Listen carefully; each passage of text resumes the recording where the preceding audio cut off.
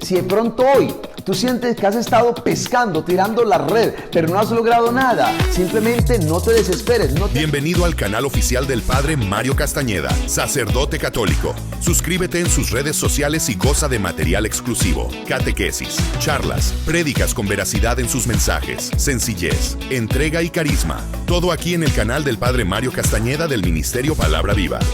Y cuando Jesús dice, yo soy la luz del mundo, está diciéndonos que Él es Dios mismo, porque Dios es la luz. Suscríbete en el canal de YouTube, toca la campanita para recibir notificaciones de nuevos mensajes. Dale like y comparte. Hagamos más extensa la evangelización. La paz del Señor esté siempre contigo. El Evangelio de hoy está tomado de San Mateo, en el capítulo 20, del 17 al 28, y dice así. En aquel tiempo, mientras subía a Jerusalén, Jesús tomó aparte a los 12 y en el camino les comentó: vamos subiendo a Jerusalén, y el Hijo del Hombre será entregado a los sumos sacerdotes y a los maestros de la ley. Ellos lo condenarán a muerte y lo entregarán a los paganos para que se burlen de él, lo azoten y lo crucifiquen. Pero al tercer día Dios lo resucitará. Entonces la madre de los hijos de Zebedeo se acercó con ellos a Jesús y se postró ante él para pedirle un favor. Él le preguntó: ¿qué deseas? Ella le pidió: ordena que en tu reino estos dos hijos míos se sienten, uno a tu derecha y el otro a tu izquierda. Pero Jesús respondió: no saben lo que piden. ¿Pueden beber la copa que estoy a punto de beber? Le contestaron: sí podemos. Él les dijo: ustedes beberán mi copa, pero sentarse a mi derecha y a mi izquierda no me corresponde a mí concederlo, sino que es para quienes mi Padre lo tiene preparado. Al escuchar esto, los otros 10 se enojaron con los 2 hermanos, pero Jesús los llamó y les dijo: ustedes saben que los jefes de las naciones las someten y los poderosos las dominan. Entre ustedes no debe ser así. Al contrario, el que quiera ser importante, que se haga servidor de ustedes, y el que quiera ser el primero, que se haga su esclavo. Así como el Hijo del Hombre, que no vino a que los sirvieran, sino a servir y a dar su vida para rescatar a todos. ¿Qué evangelio más significativo y sobre todo con tanta riqueza en nuestro caminar cristiano en este tiempo de la Cuaresma? Un evangelio que ciertamente nos muestra esa interacción de Jesús con sus discípulos y cómo en esa interacción, en ese encuentro con sus discípulos, Jesús les instruía grandemente, instrucciones que son válidas aún hoy para nosotros como discípulos del Señor. ¿Cómo podemos hoy dividir este evangelio? Son 3 momentos bien especiales. El primero tiene que ver con el tercer anuncio que Jesús hace a sus discípulos. Jerusalén. ¿Qué es lo que le espera en Jerusalén? En ese camino, en ese subir hacia Jerusalén, ¿qué es lo que le espera? Le esperan burlas, azotes, sufrimiento, cruz, pero también resurrección. Jesús es consciente de su misión. Jesús es consciente de su destino. Jesús abraza Jerusalén. Antes de llegar a Jerusalén, ya Jesús está abrazando, aceptando esa experiencia y lo que va a significar esa experiencia. Porque Él entiende que esto es parte del plan de Dios. Esto es parte de su misión. Date cuenta que Jerusalén no es una accidentalidad. No, Jerusalén es parte de lo que implica salvar a la humanidad. Y Jesús no huye, Jesús no retrocede, Jesús no toma un desvío. Anteriormente Satanás, en el desierto, recordemos, ya le había tentado evitar todo esto y tomar un camino mucho más fácil. Pero Jesús no vino a tomar caminos fáciles. Él vino fue a vivir un propósito, una misión que el Padre le encomendó. Y lo hizo hasta el final. Jesús presagia, Jesús anuncia por tercera vez lo que Él espera. Y esto lo hace para demostrarnos una gran verdad, y es que Él era dueño de su destino, de su proyecto de vida. Era consciente de lo que Él hacía. Era consciente y consecuente con sus palabras y acciones. Y hasta el final fue fiel a su Padre. Pero también, al comentarle a sus discípulos por tercera vez, al hacerles este anuncio, no solamente los está informando, mucho cuidado, no solo les informa, les está preparando. Porque también eventualmente ellos tendrán que correr con la misma suerte. Eventualmente ellos también van a sufrir. Pedro también fue crucificado. Eventualmente ellos también tendrán que pasar por ciertos dolores, ciertas pruebas, sufrimiento, como Jesús lo vivió. Ese es Jesús. Y de una u otra manera los está no solo instruyendo, los está preparando. Porque Él nos prepara. Y nos prepara para las pruebas. Y nos prepara para esos momentos de dolor. Y nos prepara para esos momentos de sufrimiento. Eso es lo que hace el Señor contigo y conmigo. Y lo más lindo de todo esto es que cuando pasamos por esos momentos de sufrimiento, sentimos su fuerza. Sentimos que está a nuestro lado. Sentimos que Él camina con nosotros. Muchas veces tú y yo hemos estado en ese camino hacia Jerusalén, subiendo. Y sabemos que nos esperan días de dolor, de sufrimiento, o estamos en ese dolor y sufrimiento. Pero ahí está el Señor caminando con nosotros. No es que Él te deja caminar solo o sola. Él camina contigo en ese caminar hacia Jerusalén. Hoy puede ser que estés caminando hacia Jerusalén y estés con angustia, con dolor, con tristeza. Puede ser que hoy estés ante una realidad que te está trayendo mucho sufrimiento. Pero recuerda, Jesús camina contigo. No estás sola, no estás solo. Él está siempre junto a ti.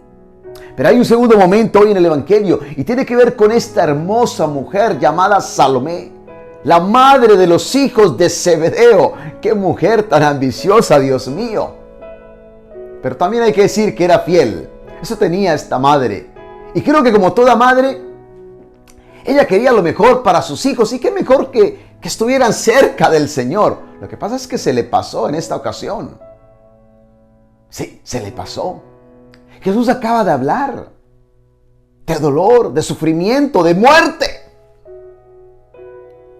Y esta mujer ahora viene a pedirle ese pequeño favor a Jesús.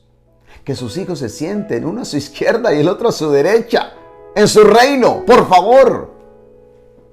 Yo creo que le faltó un poco de sensibilidad a esta madre, a esta señora. No era el momento más apto, no era el momento idóneo. Pero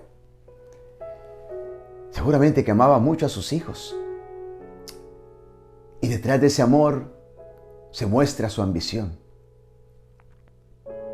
Hay ambiciones que son buenas cuando vienen y son parte de la voluntad de Dios, pero también hay ambiciones que son muy egoístas.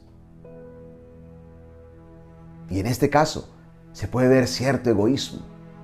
Ella pretende que sus hijos estén en un lugar que no le corresponde a Jesús dárselos, sino a su Padre. Ella quiere, como buena madre, quiere que sus hijos estén en cierta posición. Porque según ella, sus hijos merecían estar en esa posición. Creo que a veces perdemos cierta objetividad, con nuestros hijos incluso, y queremos que estén en lugares que quizás no les corresponde. Y qué importante es la humildad. Y no colocar a los hijos donde quizás no quieren estar, o donde no pueden estar, o donde no están preparados para estar. Y respetarlos también a ellos. Creo que esto es importante en nuestra relación padres e hijos. Lo cierto es que esta mujer, Salomé, era ambiciosa. Y no quiero hablar negativamente de ella, no, porque fue también una mujer muy fiel. una discípula del Señor, que lo acompañó incluso hasta el momento de su muerte. Y no olvidemos, estuvo allí también para llevar especias aromáticas y ungir el cuerpo de Jesús en el día de la resurrección. Una mujer también fiel.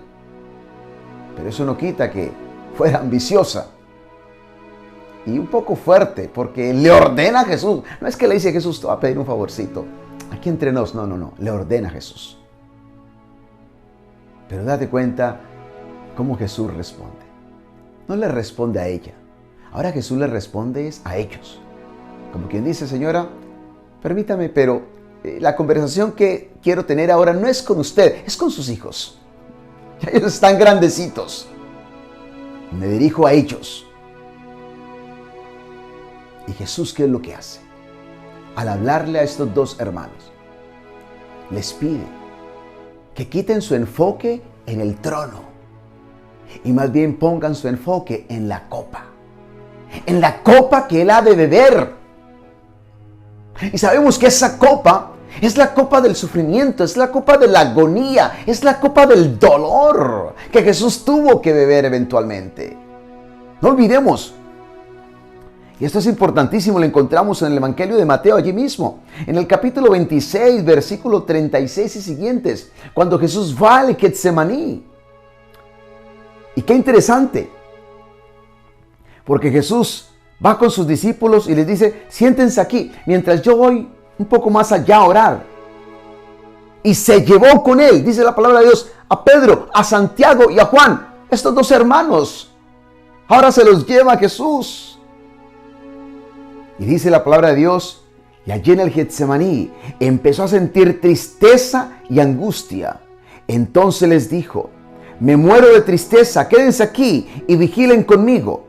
Y dice en el versículo 39, se adelantó un poco, se postró, rostro en tierra, y oraba diciendo, Padre mío, si es posible que se aleje de mí esta copa. Que se aleje de mí esta copa. Pero que no se haga lo que yo quiero, sino lo que quieres tú. 3 veces oró de esta manera, allí en el Getsemaní. Si es posible, aleja de mí esta copa. Es la copa del dolor, del sufrimiento, de esa angustia que Jesús está viviendo. Y eventualmente, esa copa es la que estos dos hermanos tendrán que beber. En otras palabras, Jesús les hace esta pregunta. ¿Pueden beber la copa que estoy a punto de beber? Y ellos contestaron sí. Una respuesta bastante ligera. Creo que no lo pensaron mucho. No se dieron cuenta del alcance que tenía de pronto esa respuesta que le estaban dando a Jesús.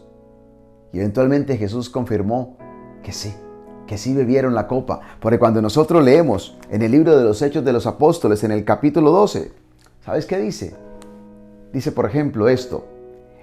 En el tiempo del rey Herodes, hizo arrestar a algunos miembros de la iglesia con la intención de maltratarlos. Aquí viene lo mejor. Mandó matar con la espada a Santiago, el hermano de Juan. O sea, uno de los hermanos bebió la copa. Y fue el primer mártir de los apóstoles, Santiago. Uno de los hijos de Zebedeo, de los hijos de Salomé, que querían estar a la derecha y a la izquierda. Este fue el primer mártir de los apóstoles. El segundo, Juan, recordemos, no fue mártir, pero tuvo que sufrir muchas pruebas. Fue exiliado a Patmos, donde escribió el libro del Apocalipsis. A estos hermanos les tocó beber la copa. Ellos querían quizás gloria, sin sufrimiento. Y Jesús nos enseña que no es así. Hay que estar siempre preparados y abiertos para beber de la copa de las pruebas, del dolor, de la angustia, del sufrimiento que nos toca enfrentar en la vida diaria.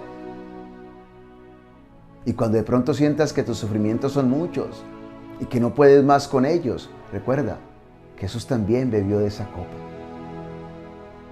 Y Él pidió, si es posible, apártala, pero no se haga mi voluntad sino la tuya. Y el Padre le sostuvo hasta el final y bebió la copa. porque fue alentado por el Padre, por el Espíritu de Dios, como también Dios te alienta a través de su Espíritu.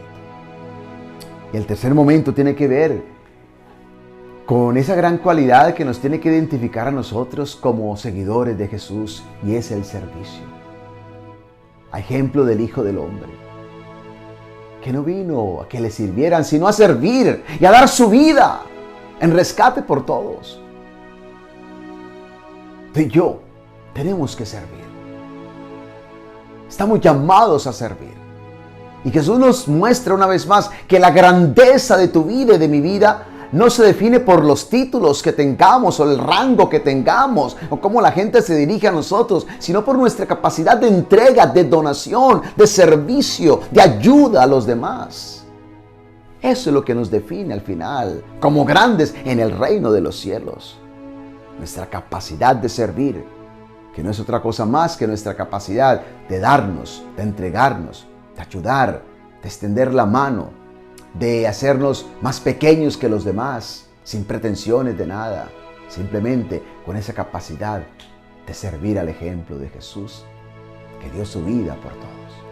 Que Dios nos ayude en este caminar de fe, que Dios nos mantenga siempre humildes, que Dios aleje de nosotros ambiciones egoístas y que Dios nos permita acompañarlo a Él en este caminar hacia Jerusalén y sobre todo en nuestro propio caminar hacia Jerusalén, que podamos sentir la presencia consoladora y reconfortante de Jesús, que siempre camina con nosotros. Y que Dios te bendiga hoy y te ayude siempre, en el nombre del Padre y del Hijo y del Espíritu Santo. Amén. Si de pronto hoy tú sientes que has estado pescando, tirando la red, pero no has logrado nada, simplemente no te desesperes. Bienvenido al canal oficial del Padre Mario Castañeda, sacerdote católico. Suscríbete en sus redes sociales y goza de material exclusivo, catequesis, charlas, prédicas con veracidad en sus mensajes, sencillez, entrega y carisma. Todo aquí en el canal del Padre Mario Castañeda del Ministerio Palabra Viva. Y cuando Jesús dice, yo soy la luz del mundo, está diciéndonos que Él es Dios mismo, porque Dios es la luz. Suscríbete en el canal de YouTube, toca la campanita para recibir notificaciones de nuevos mensajes. Dale like y comparte. Hagamos más extensa la evangelización.